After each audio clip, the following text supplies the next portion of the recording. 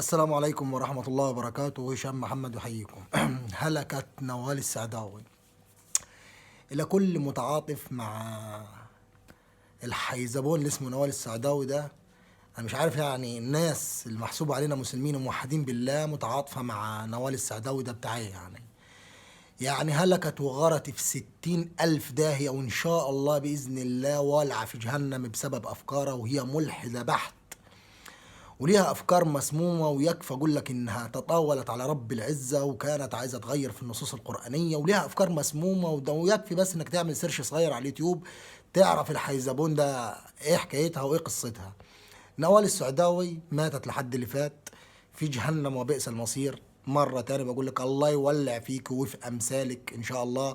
عقبال ما نخلص من الشدة اللي اتكلمنا عنها في الفيديو اللي فات، في 60,000 داهية انت وكل ملحد وكل كافر، في 60,000 داهية. ما تموت ولا تولع ولا ياكلها قطر حتى ولا يعدي على راس ابوها عربية. تفرق ايه معانا يعني؟ ملحدة وكافرة وبت 60 كلب. هتفكرني بيه براسها البيضة وعاملة راسها عاملة زي البومبة كده، تمام، عاملة زي الكلبة اللي معسفة. للي غير صعيدي وما عارفش يعني ايه كلمة معسفة، كلبة معسفة دي كلبة معسفة دي يعني كلبة في موسم التزاوج شهوتها او غريزتها بتنجح عليها، وفي كذا كلب حواليها بس محدش راضي ايه يطفي لها غريزتها دي. هي دي نوال السعداوي، كلبه معسفه مفيش كلب راضي يقرب منها، من اللي هم حتى بيعملوا نفسهم مؤمنين بافكارها كلاب زيها برضه، تمام. ما حدش راضي يقرب منها بس عشان هي جربانه مجربحه زي ما انتم شايفينها كده. وسبحان الله والله العظيم تقول ربنا رايد يعني يوريها لنا بالمنظر السيء الغريب اللي هي كانت عليه ده. ففي 60,000 ده ايه ماتت. والناس المتخلفه اللي هي المفترض انها مسلمه وطالعه متعاطفه وتقول لك لا ما لها وعلى لا ما لها وعليا ما عليا ايه يا عم. ما تولع ولا ياكلها قطر ان شاء الله ولا يعدي في زجلتها مصيبه ان شاء الله، تمام. وان شاء الله باذن الله والعه في جهنم هي وزيها. ولا يليق اقسم بالله العلي العظيم لا يليق التعاطف مع امثالهم. دول والله العظيم لو بيدنا سلطه ولا بيدنا اي حاجه لنقتلوهم في ميدان عام.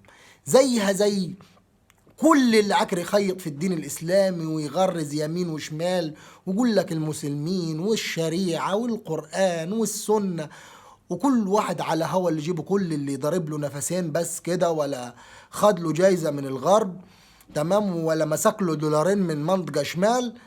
اطلع خبط لنا في المسلمين، يطلع لنا بقى يهوهو لنا الهوهيو اللي هتهوهو زي نوال السعداوي، احمد عبد ماهر، فريد الشباشي الله يولع في عيلته الشباشي وفي الشباشي في جبانة ابوه ان شاء الله التاني، تمام. وذنبه ايه؟ ذنبه انه خلف كلبين زي دول، تمام. وغيرها ايه يعني ماتت نوال السعداوي ما في 60 مليون داهية، تمام. ومره يقول لك ساره حجازي برضو الملح ده كانت انتحرت، ويقول لك ناس طالعه متعاطفه معاه. عنقولوا ملاحده كفره اولاد كلب في 60,000 داهيه.